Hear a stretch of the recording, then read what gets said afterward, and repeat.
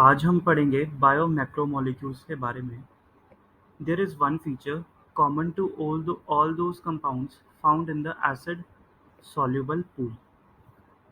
अब starting of the chapter में हमने पढ़ा था कि चीज़ क्लॉथ या फिर कॉटन से हमें दो फ्रैक्शंस मिलती थी, एक होती थी फिल्ट्रेट और दूसरी होती थी रिटेंटेट। अब जो फिल्ट्रेट है उसे हम एसिड सॉल्युबल पूल कहते थे और रिटेंटेट को एसिड इनसॉल्युबल पूल कहते थे। अब ये कह रहा है कि जो अपना एसिड सॉल्युबल पूल में जो हमें कंपाउंड्स मिले, उनका जो मॉलिक्यूलर वेट है वो 18 टू अराउंड 800 डाल्टन्स होता है अप्रॉक्सीमेटली। तो एसिड सॉल्युबल पूल की हमें यहाँ पे मॉलिक्यूलर वेट के बारे में इंफॉर्मेशन दी हुई है। उसके बाद द एसिड इनसॉल्युबल फ्रैक्शन। अब जो रिटेंटेट है उसमें हमें बेसिकली चार टाइप्स ऑफ ऑर्गेनिक कंपाउंड्स मिलते हैं, जो कि हैं proteins, nucleic acids, polysaccharides and lipids. These classes of compound, with the exception of lipids, have molecular weights in the range of 10,000 Daltons and above. अब ये इम्पॉर्टेंट पॉइंट आया कि lipids मिलते हमें एसिड इनसॉल्युबल पूल में है, लेकिन उनका जो वेट है वो एसिड इनसॉल्युबल पूल वालों से मैच नहीं करता। जैसे एसिड सॉल्युबल पूल का वेट हमने 18 टू 800 डाल्टन्स पढ़ा, वैसे ही एसिड इनसॉल्युबल पूल वालों का वेट हमने 10,000 डाल्टन्स पढ़ा, लेकिन लिपिड्स रिटेंटेट में आते हैं पर इनका वेट इनसे मैच नहीं करता।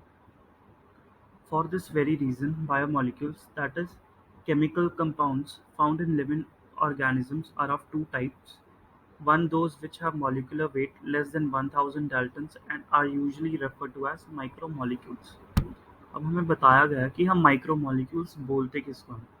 तो वो कंपाउंड्स जिनका वेट लेस देन 1000 डाल्टन है उनको हम माइक्रोमोलिक्यूल्स कहेंगे, और simply those molecules which are found in the acid insoluble fraction are called as the macromolecules. और मैक्रोमोलिक्यूल्स उनको कहेंगे जो कि अपने एसिड इनसॉल्युबल फ्रैक्शन में प्रेजेंट है। उसके बाद the molecules in the insoluble fraction with the exception of lipids are polymeric substances. अब एक और एक्सेप्शन आई लिपिड्स की, कि जो बाकी अपने इनसॉल्युबल फ्रैक्शन में, जैसे कि अपने प्रोटीन्स, न्यूक्लिक एसिड्स, पॉलीसैकेराइड्स, ये सारे पॉलीमर्स हैं, पर जो अपना लिपिड है वो कोई भी पॉलीमर नहीं है। तो ये भी एक एक्सेप्शन है और एक्सेप्शन ही क्वेश्चन बन सकती है। उसके बाद हमसे पूछा कि लिपिड्स अगर ये प्रॉपर्टीज फुलफिल नहीं कर रहे और उनका वेट भी एक्सीड नहीं करता 800 डाल्टन्स को, तो ये इनसॉल्युबल फ्रैक्शन में क्यों आए हैं। अब उसका रीज़न हमें आगे दिया हुआ है।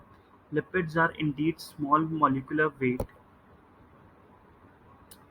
indeed of the small molecular weight, compounds are present not only such as arranged into structures like cell membrane and other membrane. अब जो अपना लिपिड एग्जिस्ट करता है वो ऐसे नहीं करता कि जैसे वो सेल मेम्ब्रेन में अरेंज्ड हो। जब हम टिश्यू को जब हमने ग्राइंड किया था पेसल और मोटर में, तो we are disrupting the cell structure, cell membrane and other membranes are broken into pieces. अब जो ये पीसेस हैं ये वेसिकल्स बना लेते हैं जो कि वाटर सॉल्युबल नहीं होते। इसी कारण ये अपना एसिड इनसॉल्युबल पूल में अपना लिपिड आ जाता है, क्योंकि ये लिपिड एज सच फॉर्म में एग्जिस्ट नहीं करता, लेकिन वेसिकल्स की फॉर्म में एग्जिस्ट करता है जो कि वाटर इनसॉल्युबल होते हैं, इसीलिए ये अपना मैक्रोमोलिक्यूल वाले में आ जाता है। Then these membrane fragments in the form of molecules get separated along with the acid insoluble pool and hence in the macromolecular fraction. Lipids are not strictly macromolecules. अब ये लाइन इंपॉर्टेंट है क्योंकि इस पे स्टेटमेंट बन सकती है कि are lipids strictly macromolecules or not. So lipids are not strictly macromolecules. The acid-soluble pool represent roughly the cytoplasmic composition. अब हमें दिया गया कि जो अपनी एसिड सॉल्युबल पूल है, मतलब कि जो अपना फिल्ट्रेट वाला पोर्शन है, उसकी जो कॉम्पोजिशन है वो साइटोप्लाज्मिक कॉम्पोजिशन से मैच करती है। The macromolecules from the cytoplasm and the organelles become the acid insoluble fraction. और जो मैक्रोमोलिक्यूल्स हैं from the cytoplasm and organelles वो अपना एसिड इनसॉल्युबल फ्रैक्शन बना लेते हैं. Together they represent the entire chemical composition of the living tissues or organism. तो वही हुआ कि अपने मैक्रोमोलिक्यूल्स और माइक्रोमोलिक्यूल्स सारे इकट्ठे आके एक लिविंग टिश्यू और ऑर्गेनिज्म बना देते हैं. In summary, if we represent the chemical composition of living tissue from abundance point of view and arrange them in class wise, we observe that water is the most abundant chemical in living organism.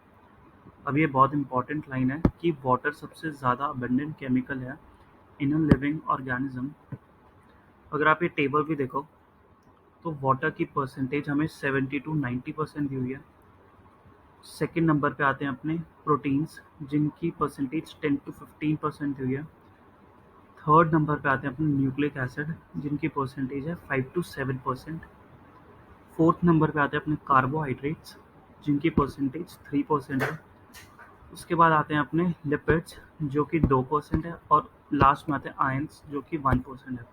तो आपको ये किसी order में याद होने चाहिए तो maximum to minimum वो अरेंज द ऑर्डर में भी आ सकता है और ये टेबल भी इम्पॉर्टेंट है. तो इस लेक्चर में इतना ही. अगले लेक्चर में हम अपना प्रोटीन्स वाला पोर्शन शुरू करेंगे.